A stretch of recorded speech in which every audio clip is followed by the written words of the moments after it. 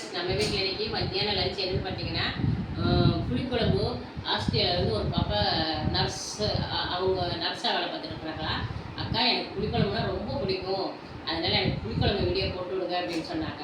அப்புறம் நானும் கொஞ்ச நேரம் வந்து அங்கேயும் இங்கேயும் வேலையாக இருந்துட்டேன், போட முடியல. மத்தியானம் கமாண்டில் அக்கா உங்களுக்கு எத்தனை நாள் புளிக்குழம்பு வீடியோ வேணும்னு கேட்டிருக்கேன், நீங்கள் போடவே இல்லைன்னு சொன்னாங்க. அவங்களுக்காக இங்கே பாருங்க, கீழே வைங்க, கீழே கம்மி புளிக்குழம்பு பாருங்க. பார்த்தீங்களா, கிட்ட கூட இல்லைங்க, நல்லா இருக்கும் பாருங்க. புளிக்குழம்பு வீடியோ பாருங்க பாருங்க.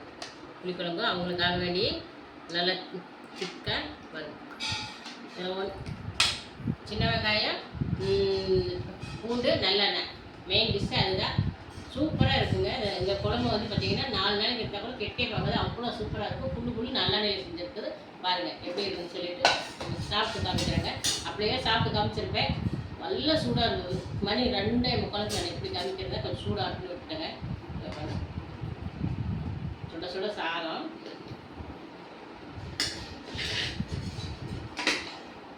பாருங்க. அப்படியே நல்லெண்ணெய் வந்து அப்படியே தனியாக இருக்குதுங்க. நல்லெண்ணெய் புல்லு நல்லெண்ணெயாக இருக்குது பாருங்க, தெரியுதா? நல்லெண்ணெய், இந்த சின்ன வெங்காயம், பூண்டு எல்லாமே வந்து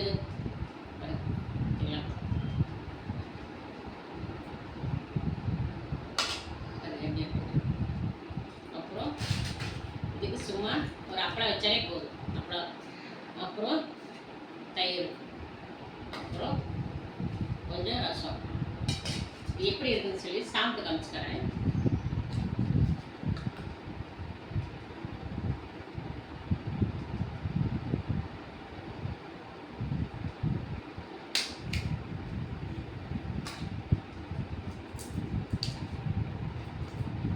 ஏன்னா அவங்க வந்து அக்கா நான் காரமாகவும் கொஞ்சம் புளிப்பாகவும் அதிகமாக சேர்த்துக்குவேன், அது மாதிரி செஞ்சு கொடுங்கன்னு கேட்டாங்க.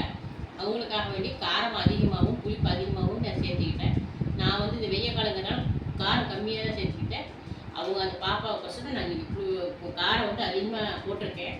எப்படி இருக்குன்னு சாப்பிட்டு பார்த்து சொல்கிறேன்.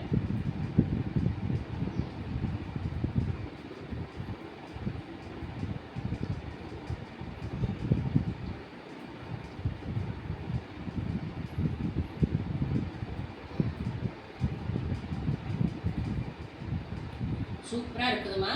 செஞ்சு நல்லா 6 மேற்படு சுடு சாதத்தில் போட்டு இன்றைக்கி செஞ்சால் நாளைக்கு கூட புளிக்குழம்புனாலே வந்து உடனே சாப்பிட்டா விட வச்சு சாப்பிட்டா தான் சூப்பர் டேஸ்ட்டு.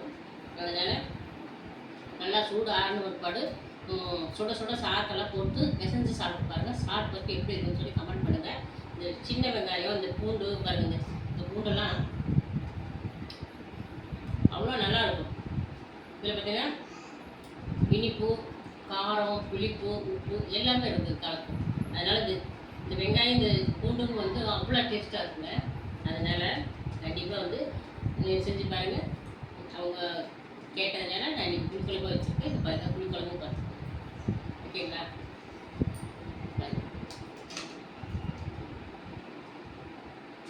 பாருங்கள் ஃப்ரெண்ட்ஸ், பிடிச்சிருந்தா லைக் பண்ணி சப்போர்ட் பண்ணி சப்ஸ்கிரைப் பண்ணுங்கள். பாருங்கள் எப்படி இருக்குது புளிக்குழம்பு.